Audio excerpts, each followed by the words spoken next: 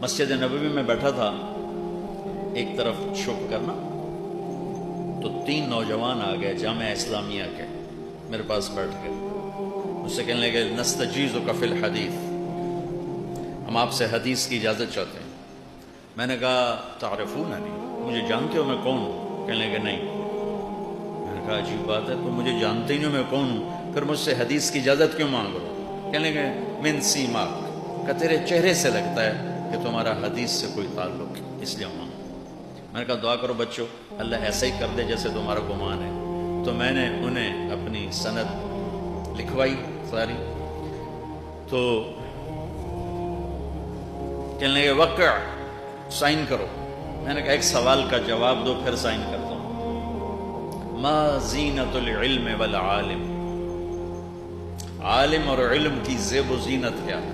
کیونکہ ہر چیز کی زیب و زینت الگ الگ ہوتی ہے۔ تو ادھر بیٹھا تھا مصری، اس نے کہا التقوی، قلت لا، میں نے کہا نہیں۔ یہاں بیٹھا تھا اردنی، میں نے کہا الزہد، زہد، میں نے کہا نہیں۔ ادھر بیٹھا تھا اماراتی، اس نے کہا اخلاص، میں نے کہا نہیں۔ کہنے لگے کیوں؟ میں نے کہا زینت کے لفظ کا تقاضا ہے کہ چیز نظر آئے۔ دیکھو نا، آپ نے یہ پھول یہاں رکھا ہے چونکہ آپ اس میز کو خوبصورت بنانا چاہتے ہیں، اس کو پیچھے رکھو گے یا یہاں رکھو گے؟ زینت کے لفظ کا تقاضا ہے چیز نظر آئے۔ جو کڑھائی ہوتی ہے کرتے پہ ہوتی ہے نا، دیکھتے ہو نا، یہاں ہوتی ہے یا یہ ویسٹ کوٹ پہ ہوتی ہے، کبھی کسی نے بنیان پہ کڑھائی کی پھر کرتا اٹھا کے دکھا رہا ہوگا۔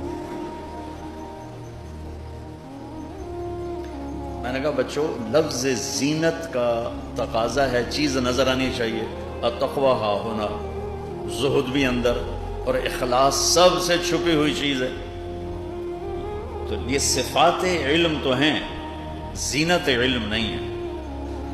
کہنے لگے تو پھر تم بتاؤ علم کی زینت کیا ہے؟ میں نے کہا علم ہو یا عالم ہو، ایمان ہو یا مومن ہو، اسلام ہو یا مسلم ہو، رجل ہو یا مرأہ ہو، مرد ہو یا عورت ہو، سب کی زیب و زینت اچھے اخلاق۔